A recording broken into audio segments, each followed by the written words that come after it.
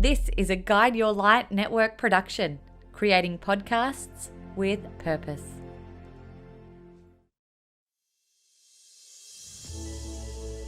Hello, I'm Maritza Barone. Welcome to the Things You Can't Unhear podcast. Has there ever been a moment in your life where you heard, read, or were told something that you simply could not unhear? Something that made you stop in your tracks and helped you to see the world differently in some way, a better way. On this podcast, we create those life-changing moments for you through interviews with some of the world's most profound people around the globe. We explore groundbreaking ideas in health and well-being. What we're really doing is getting to the root cause of your symptoms.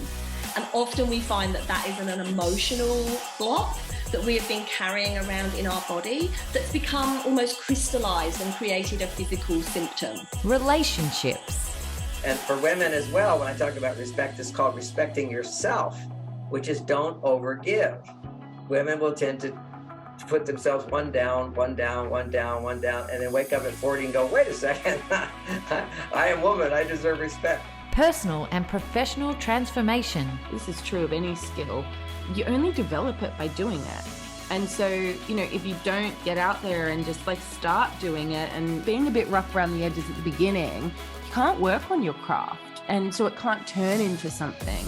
Spirituality. Because I think when we know who we really are, we think we're our name and our body and our form and our hair and our clothes and our skin and but when we know who we really are as infinite beings, we're free. And so much more. So settle in. This might just be a big day for you where you hear something that changes your life in the most transformative way. Hello, my friends. You're here.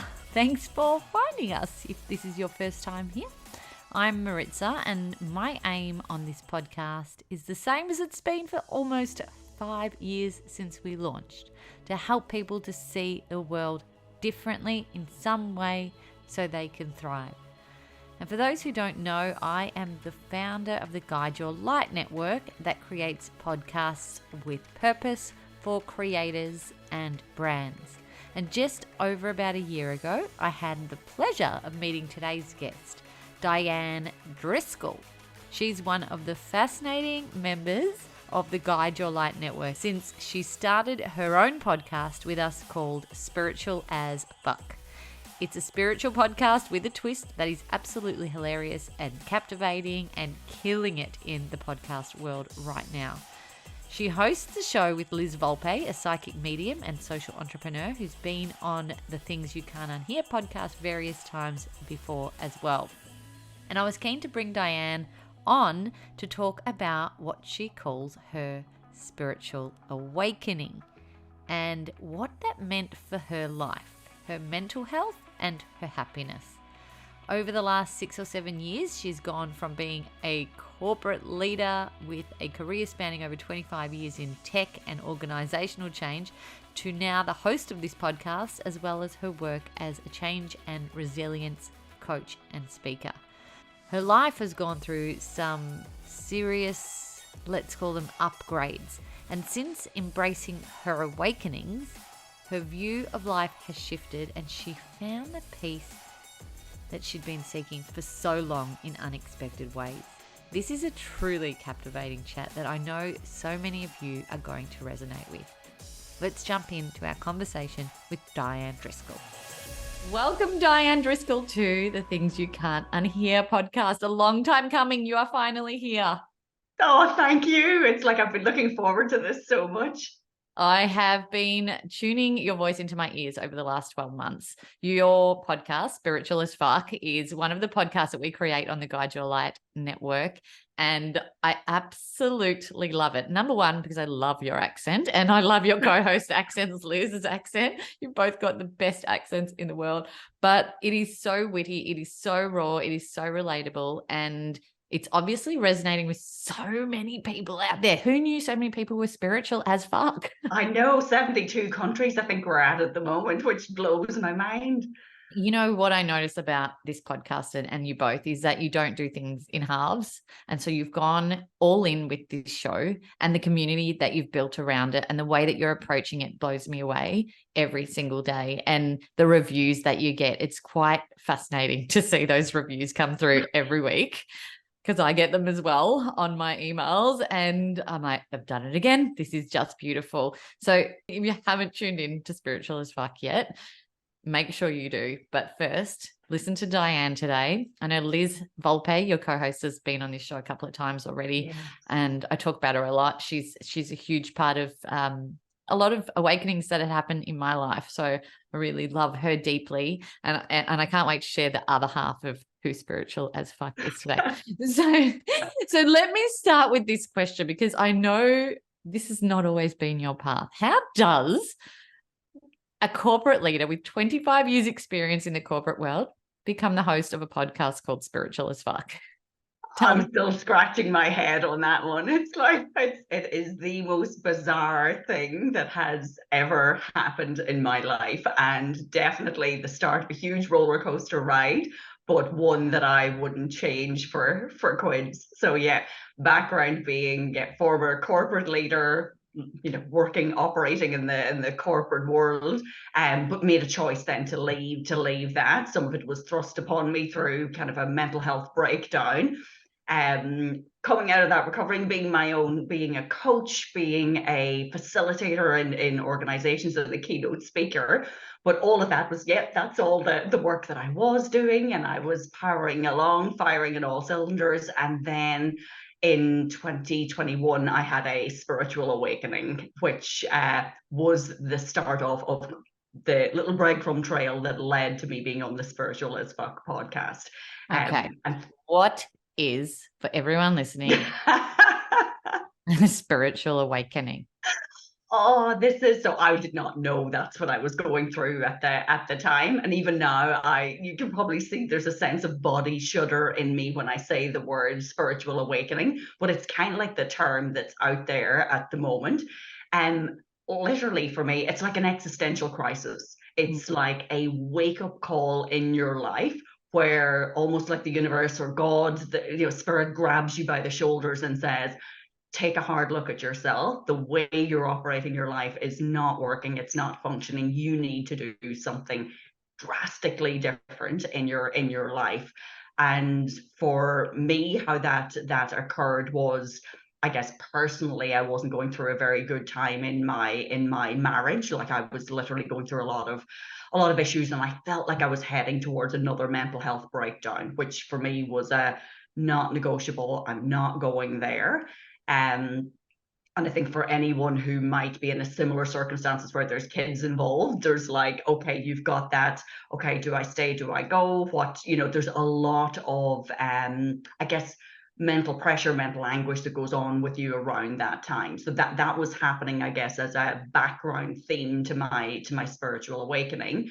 But literally on one day, I can remember instantly having this whole like visceral body experience. And this is now going to be my second time saying this, but on this Spiritual as Fuck podcast, I didn't want to say it, but I felt I had to. The only way I can equate it to is just electricity running through my body. It was like being in a state of, heightened orgasm over, like, this was going on for months and months and months now, not constantly, but very high vibration energy going through my body. And I was scared, what the hell is going on with me? What is happening to my body? But I knew it wasn't medical. I knew there was nothing wrong with me. I didn't need to rush off to the doctor. And the word that kept dropping into my head, of course, now I realize it's clairaudience, but back then it was like metaphysical. And so I started doing the whole Googling for, awakening. What is awakening? What is metaphysical? What is dark night of the soul? Because these were terms that I guess I knew from being somewhat spiritual in my teen years. So that moment in time changed the trajectory of my life completely, and it's still changing it to this day at a really accelerated pace. So it was an upgrade in a way. I love the fact that a spiritual awakening can feel like an orgasm. Let's just yeah. But I'm not letting you pass that one. That is too good. But it sounds like you had an upgrade. It's spiritual. Absolutely. Upgrade. 100%. It's like a wake-up call and an upgrade at the same time. It was almost like, it wasn't an out-of-body experience, but it was almost like you're given that higher perspective of your life and I guess how small you're operating, how you're just allowing yourself to run on autopilot. And of course, it's very easy for me to reflect on this now. So I have different language today than I would have had at that point in time, and a lot of realization since then. But it really was that different perspective of look at your life, look at how you're just running on autopilot, look at how you are doing all the things that are expected of you, whether that's from a family perspective, whether it's from a societal expectations, from conditioning, from programming, from your life's events or your life wounds, pain, trauma, whatever you want to package it all up as. But you're literally on autopilot reacting to all of these things as opposed to taking personal responsibility for your life. What was actually happening in your life at this time? Was it a particularly stressful moment, a time in your life? Yeah, definitely. So, like I'd mentioned, I was probably going through marriage difficulties for quite some time. And like my daughter's dad and I were together 25 years. So, we had a long time together. And there was, I look at this and I think there are other people who may have major emotional issues in their, emotional abuse or physical abuse in their relationship. I was lucky it was nothing like that. But I guess being married to someone who has mental illness is not an easy task. So for my husband at the time, for him, that's a difficult thing to wake up and be supportive of a person every day of your life to get them through that. But then when that person starts to grow and evolve and change, so for me going through my breakdown in 2016, I started to change and evolve and, do all the inner work, do the healing. So I was changing very much. And if, I guess if two people aren't changing at the same pace or heading in the same direction, so, you hear the Hollywood things about, oh, we're going in different directions or, we've changed or we've outgrown each other. There's actually an element of truth to that as well for a lot of relationships.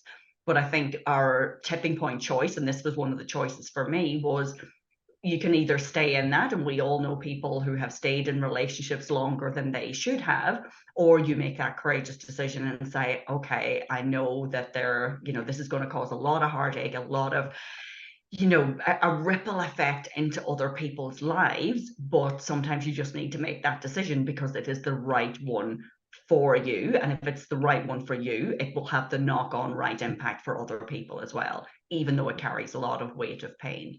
So there's no doubt about it. There was a lot of things going on in my life at that point in time.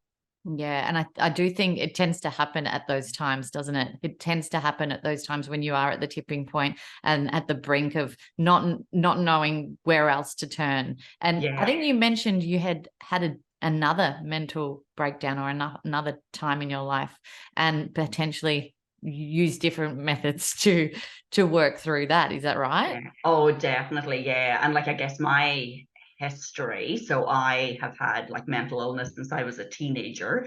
And, I've never said this on a podcast or in a broad group setting previously, but even in teenage years had, attempted suicide a number of times. So that for me was something that was carried throughout my life, like mental illness, mental, ill health is definitely something that was a theme throughout my life. But then in 2016, going through like working in corporate, that corporate burnout, that sense of working around the clock, being a leader who was responsible for teams across, 3 time zones. So in the US and India and Australia, lots of pressure. And because I worked in organizational change, it was like there's another project and another project and another big change and another big change, and nothing ever comes with it. Do it in your own time. It's all, deadlines. And for me, I knowing now I should have left that job, but fear holds you that I have a mortgage to pay, I have a family to support, I won't get another job. All of these fears started to play into that. So it was another decision of, okay, well, I literally stayed in that job until I had a breakdown and I could not function. I literally could not function. And that was a massive tipping point for me. So right prior to the spiritual awakening, I was heading down that slippery slope again. I could see it, I could feel it. And because I coach on this now, like I coach based on my own personal learnings, I could see the warning signs. I could see the tipping point of myself, about to go down that slippery slope. And there is no way that I was going back to claw myself back out of a breakdown again. So something had to change. And it feels like the guidance and the upgrade came to you at exactly the right time when you needed it the most. Yeah, and it is, you get these gentle kind of, a little, nudge on the shoulder until the end of it's like a bucket of cold water and then a slap across the face. So it felt like it was literally, that's what I'm saying, it's like somebody shaking by the shoulders and saying, seriously, you have got to wake up to this. You've got to do something or you're about to, have another breakdown. And I know I read one of your LinkedIn posts from a year ago and you were talking about coming out spiritually. Right. And actually, I've got it here. I'm going to read it a little bit. Okay. Okay. Oh God, this will be a blast through the past. It was when you released the Spiritualist podcast. Yeah. And this is how it started. I'm going to not read it all, I'm picking parts of it. It may come as a wee bit of a surprise that I'm co-hosting a soon-to-be-released podcast called Spiritual as Fuck. I'll let you in on a little secret. It was a big surprise to me too. I certainly didn't see that on my life plan. Many of you only know me for my work as a change and resilience coach. Others know me from one of my many roles as a former corporate leader. Clients who have been coached by me know surface level about my spiritual nature through my inner compass model. And there are people who know me really well and know about my long-standing fascination with all things paranormal, parascience, and spirituality. I've never felt the need to shout my deeply personal brand or of spirituality from the proverbial rooftops until now. So there you have it. I'm officially out of the spiritual closet. Ta-da! Oh my God, I got goosebumps listening to that again. That's like, wow. And that is about a year ago, yeah? And that was posted on LinkedIn. And that must have been a very brave thing to do, because going out on a platform like LinkedIn, which is, all the corporates, all the professional side of what you do, it's not the personal side so much, but you were coming out in this way and trying to bring, I suppose, your worlds together in a way and not feel like you were trapped behind some big secret that you were experiencing. Yeah. And that's beautifully put. And it's lovely to have, I guess, your reflection on that as someone who's reading that back. And definitely for me, I had these two different worlds that did not make sense. How am I going to pull these two together? But that wasn't the driving force behind that. It was very much a case of there's a deep part in me that hates things being swept under the carpet or things that we don't talk about. And of course, on your show, things you can't unhear. It is those pearls of wisdom. It's those things that people carry around that they should be sharing with other people. And for me, I'm always someone that will talk about the subjects that are that little bit taboo. And I'm quite happy to rip the Band-Aid off and expose myself and be vulnerable in that situation. Because I think other people then it's like, oh, me too. So if in my life, and again, it goes to mental illness, it's like if I hold on to those things, then they don't serve me. They kind of fester inside. Whereas if I just call it, and it had to be done on LinkedIn, I had to go in and just say, okay, here's who I am, warts and all. It's like, you will either resonate with some of the things I'm going through, or you will think I'm absolutely cuckoo. And I've lost friends. I haven't lost clients, which is interesting. I've got different clients through this, and even that they were being, I guess, attracted or magnetized towards me even before I did that declaration or took on the podcast.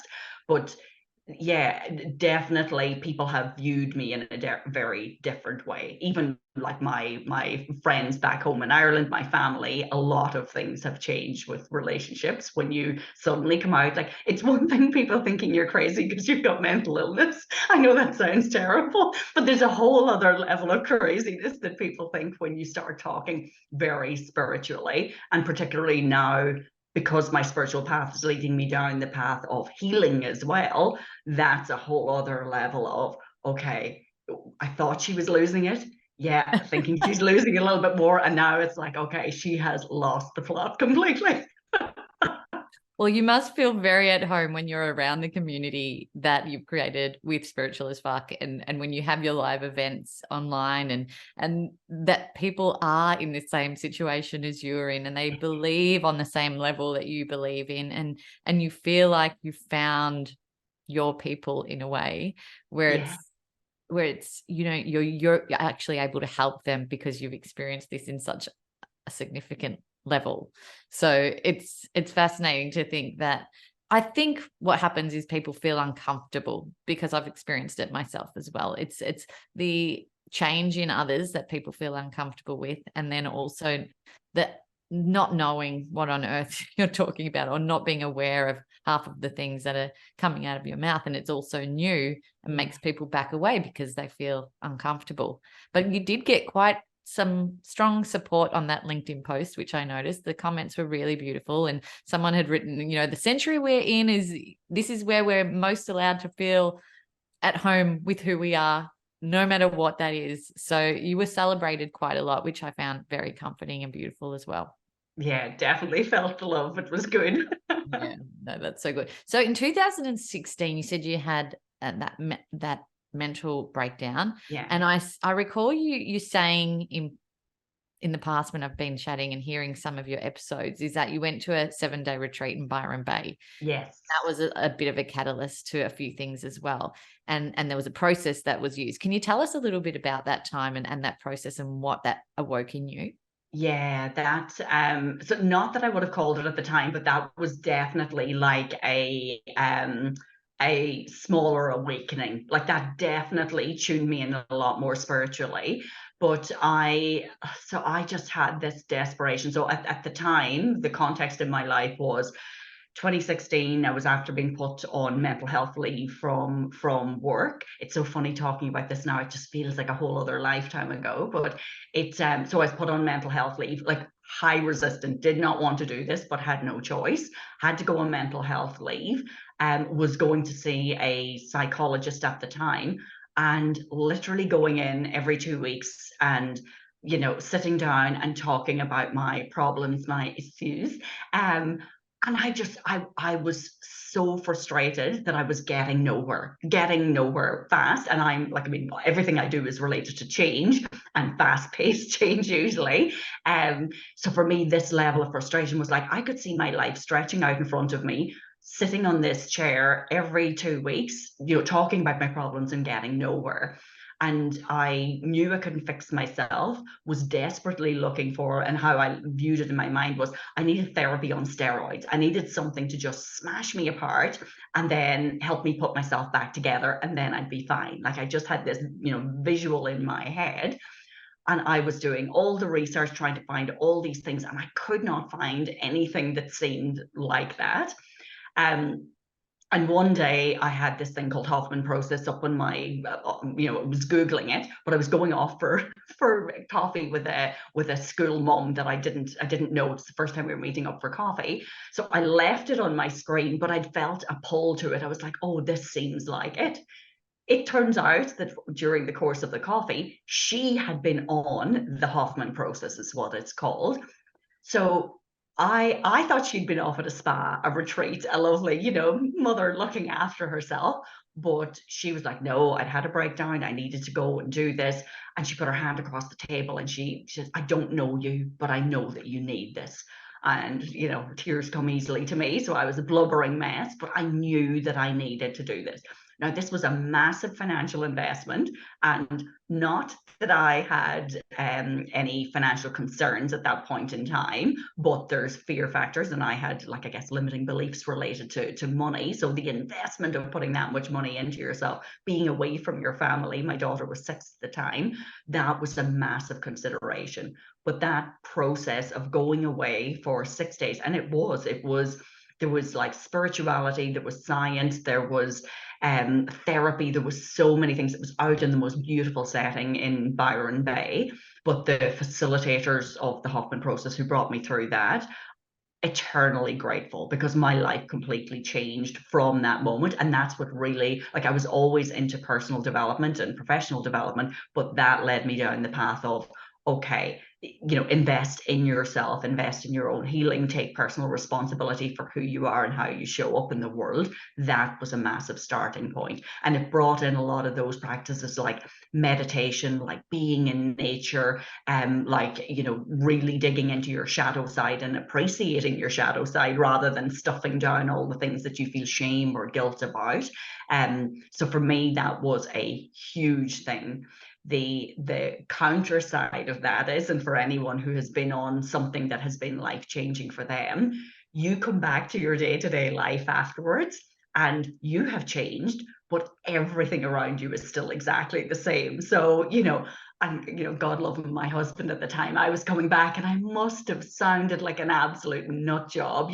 People think that, oh, have you been off at a culture talking about the world in a totally different way? But it is, you've been ripped out of that place where you're very insular, very looking in on yourself, very deep, depressive, poor me, victim mode, to then being in a place of possibilities. And you want all of those possibilities to come to life, and you want everybody to come along that path with you. But at the same time, you realize you've had someone who has been holding the fort while you've been away for 7 days, while you've been getting your shit together. And there's an integration period that happens after that. And they tell you about this. But for me, that, and to anyone who cares to listen, if you need something that is, if this resonates in any way, the Hoffman process is, I can't recommend it enough. And I'm not sure if you've heard of that previously, Maritza, if it's something you've come across. Yeah, no, I was looking into it recently and learning more about it. But within the Hoffman process, there is a lot of quiet time, and you mentioned meditation. And was this probably one of the first times that you'd spent so much time being quiet? Because you, like you said, you used therapy, and that was talking a lot. It's talking, but within quiet, it drums up a whole different side of you that you didn't know was there, that you then have to work on and heal, doesn't it? Absolutely. And that quiet time, like, there were terms that came to me that, because you're left with your own thoughts, and we literally, not just meditation, we were left with silent times where, I was sharing a room with someone, you're not allowed to talk. You go out for dinner, it's in silence. So there are times where, and as a chronic overthinker, as someone who catastrophized a lot, that for me, like, to be in your own headspace was something that's, I choose to do that a lot, but at the same time, this was something that I wasn't getting a choice over, and it was in the company of strangers, people I don't know. So there was a lot of things to be reflected on that. But that term catastrophizing, I had never heard that term before. I didn't know I was like that. It's you're someone who sees the worst in everything.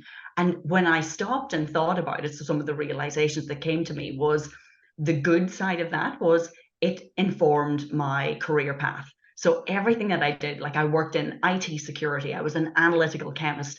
Everything that I did was to do with analyzing things. I was, generally as a project leader or as a change manager, I could see all the risks on the horizon, and I could say what the mitigation would need to be for each one of those. So I can clearly see all of these things, but that comes from a place of, childhood, where you're living in a state where you're looking for risk, you're scanning, you're in a place where you don't feel safe. That is what, for the grown-up, ends up being the person who is really good at assessing risk or catastrophizing and seeing risks in situations. So I would never have known that about myself. And it's that self-awareness that any sort of, personal development brings to you, that makes you realize, that's what I do. that's why I do what I'm doing. And then from there, from that place of awareness, you have the opportunity to change. But if you don't have the awareness in the first place, you can't change. You blindly go through life. And then if you're constantly, so if I take it, whether it's in the workplace or in a personal relationship, if you're the one who's always seeing the worst in things, that's not a great place to be operating from. God, growth can be so uncomfortable at times, can't it? Very it hurts. messy. And like you said, you wanted to break yourself open so that you could put yourself back together. And I know that quiet time does, for many people, break them open because they've never really sat with themselves long enough quietly to allow those thoughts to come in and take place and take control over them. And I know, like, people who do silent retreats for partners, that is there to break people. It's there to... Yeah, I think my caution on that, because I guess the work I do now, because being trauma informed as well, like, a trauma informed coach and then doing healing as well, be choiceful about where you spend your time. So if you go somewhere that you don't like, I went to the Hoffman process, I was surrounded by people who were qualified to support me through that process, and I needed it. If you go somewhere that you don't have that trauma informed support, or you don't have someone who is able to help you through and you're kind of left to your own devices, that can actually do more harm than good. But for me, I've always been, comfortable is probably a loose word, but I've been okay with being in my own space. Like, that's never been an issue. I know lots of people and my clients that I work with who they can't think of anything worse than spending time on their own. They have to fill every minute of every day with other people or doing things with other people. That thankfully wasn't where I was coming from, and I view all of these things as an experiment. So for me, I had that fascination about what was happening about my human behaviors, treating myself like an experiment. Not everyone is built like that. So I always ask people to tune into their own discernment about what's right for you. I knew this was right for me, absolutely, no doubt about it, and it did play out in that way. But for other people, it may, I honestly can't see a person that it wouldn't work for, because you're surrounded by facilitators who are able to support you through it. But any of those things that you might do in isolation, or you don't have that support around you when you're at your most vulnerable, that could end up causing further issues or re-traumatizing you. Thank you for flagging that. I think that's such an important thing that you are saying, because there are so many possibilities out there for us. But to get the support when you're going through something as significant as this, and you are having challenges with your mental health and with potentially past trauma or whatever's going on in your life at the moment, it can be really tricky. So as Dianne said, everyone's listening and experiencing this, get the correct support and be in the right environment. And going back to that integration period, if you're potentially booked somewhere 5 days, maybe take an extra 2 days before you go back into your life to head back home. Absolutely. And that, Maritza, was actually part of the program. So it was 5 days plus 2 days where you had to, I had to book myself into a place on my own and literally come down to a degree and process all of the things that had just occurred. And I even remember going out for dinner, walking down the street in Barone, which is an energetic experience in itself. But I felt how I even viewed the world was so different. It made me realize that when I walked in beforehand, my eyes were constantly down at the ground and almost focused inward. When I came out, it was like I was looking up at the sunshine. I was looking out at the horizon. I could see colors. Literally my vision had changed. And you do need to ground yourself, come back to ground, so that definitely anything that you're doing that is a massive developmental shift or energetic or spiritual shift for you, take time to integrate, definitely, and give yourself grace, because it's going to take a while for everything to settle out. I'm laughing because I'm resonating with that color thing. Is that, it's even when you see something beautiful or a bird fly past you, wow, did you see that? People are like, yeah, it's a bird. Exactly. Bird. Whereas now, that's my whole life. I'm constantly, wow. It doesn't matter whether it's a plate of food that's put in front of me. Everything has a wow factor. So look how green the grass is. Look how purple that flower is. taking a quick minute to interrupt this conversation to let you know about something exciting I am growing. As you might know, I'm incredibly passionate about helping people to find and share their voice, especially if their voice is one that aims to create positive change in others. And I've launched a podcast network with purpose. It's called the Guide Your Light Network, that features podcasts and voices that inspire, educate, and transform listeners. And we have a library of podcasts that are part of our network that truly embody that mission, and we're looking for more. If this has sparked interest in you and you are ready to start exploring speaking and using your voice in this way, I'd love for you to check it out. Also, if you have something important to say and you don't know where to start to bring that to life, we can also help you to craft your authentic message through our Guide Your Light online sessions to help you get super clear on your intention, messaging, and structure needed to launch a podcast of your own that is authentically you. Just head over to guideyourlightnetwork.com. It's funny today, a week and a half ago, I lost my dog. He passed away and he was about to turn 16. And I'm just so conscious and aware of things now. Just little things happen and I just pick them up quite quickly. And I've just noticed a lot of dogs being attracted to me over the last week, especially the last couple of days. And today I was driving out of my driveway and about to take my kids to school, and a little dog that looked sort of similar to my dog who had passed away, a bit bigger and had some brown in it as well, but was wandering around in my driveway, had a collar around his neck. And I was like, who's this little person? And he had a collar and he's had a name and a phone number. Tried to call the phone number, couldn't get through, phone was off. Spent the morning with him, had the best cuddles. Ended up finding out it was my neighbor was dog sitting this dog, so it just had come out. But the gift I felt like I was given was an hour and a half of cuddles with this beautiful dog, and it almost felt like a gift from my dog to say, Yes. It's okay, it's going to be fine, we're still around, And so it's little things like that. I think that spirituality, some people might find spirituality a little bit overwhelming to conceptualize in their minds, and it sounds too woo-woo. But when you just take it back to little things like that, and open your mind to a little bit of consciousness and say, hey, maybe there is a bit more depth to just a dog that had escaped, and maybe there was a little message in it. And it is so beautiful and so comforting to feel that on that level. It's special. And that's why people get so involved in spirituality. It doesn't need to be completely out of touch of, feet off the ground, you're levitating. It can just be that connection to more. Yes. And it is, even as you're saying that, I'm thinking about that there is a gift in that too, that it is our place in the universe, that when we get into spirituality, it's the fact that we're connected to so much more than ourselves. If you see a synchronicity or a sign, like there's lots of people who would have thought, that, they would have dismissed or not looked into that experience as much as you did, but you looked for the spiritual connection, or you were drawn to the spirit, like, maybe that's a sign. That gift has given you that sense of greater connection in the universe. And that, to me, like that just makes me think, we're this tiny little being on this tiny little planet floating around in the universe. Seriously, get a grip.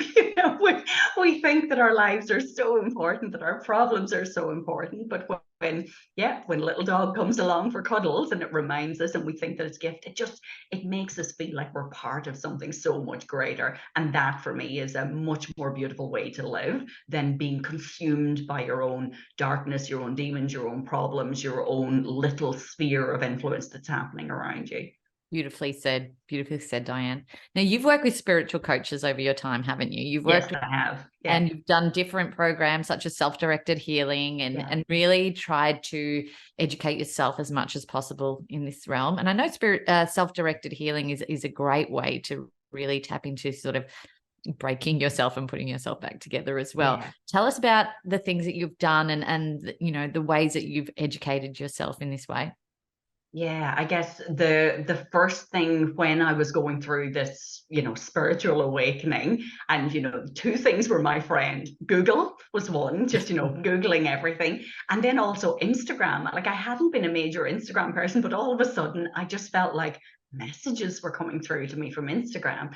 And there, because I have, I've done tarot cards, I've been into cards and like all things paranormal, and I wouldn't have called it spiritual, but more paranormal, parapsychology since I was a teen. I kept started to follow tarot card readers, and there was one that I was following, and she started a program. And I thought, I just felt totally drawn to her.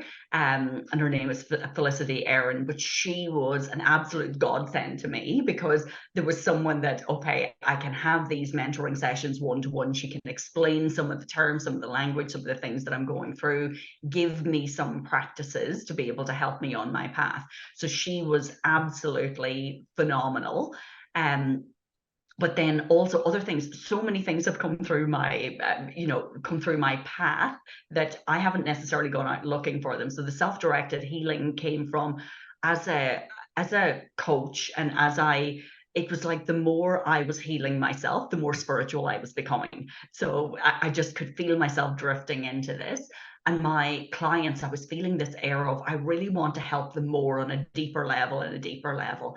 And this download kept coming to me that, you're a healer, you're a healer. And I'm like completely pushing this off. No, I'm not a healer. I don't subscribe to that at all.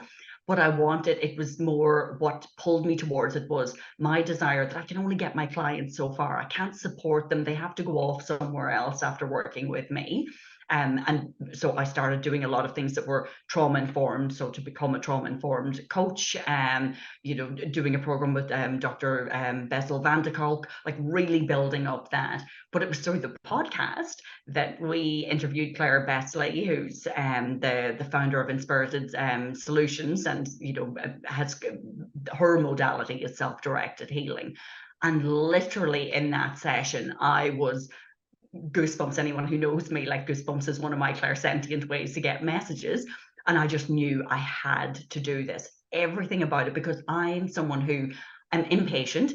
I need things to happen really fast, and I want to see dramatic results for change. So almost like this is what I needed, but I didn't know about it at that point in time when I had been suffering with mental ill health. And all of that everything was self-directed healing for me was like a deeper way. Now, for some of my clients, that's not where they want to go, so they're prefer to be in the coaching, but it's an offering that's available to them. And then I have clients who come to me that are just for the self-directed healing because that's where they are on their journey. They know that's what they want.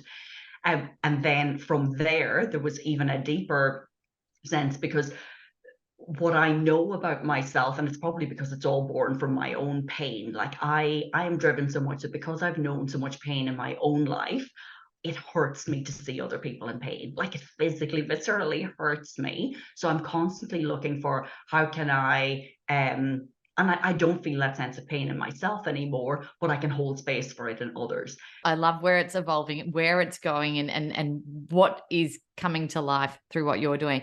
I ask everyone this question on this podcast, so you're probably well aware of the question that might be coming. And I have a feeling you've probably got a few. But what was the thing? What was something that you couldn't unhear in this journey? Or it doesn't matter what the timeline was, but what was the thing that really stopped you in your tracks? You're right. There's been a few, and I'm going to share one from childhood if I can, and one that was during my spiritual awakening. But as a child, and this formed my relationship with change, which has been the theme throughout my life. But it's actually the Alcoholics Anonymous prayer. So God grant me the serenity to accept the things I cannot change, courage to change the things I can, and wisdom to know the difference. And like, I remember being a kid, we had that on a little stained glass plaque on the window. And just those words, I used to read the 3 lines over and over, and just, it really had an impression on me about what change is and the choices that we make in life. What are the things we can change? What are the things we can't? So that's definitely one, and that has stayed through with me in my life. But as I was going through my spiritual awakening, this was another massive one. And I've got it written in front of me because it's a quote that I want to. I don't know if you know Joe Williams. He's a former NRL player, and he does a lot of work, like my path crossed with his, because he does a lot of work in mental health and suicide prevention, suicide awareness.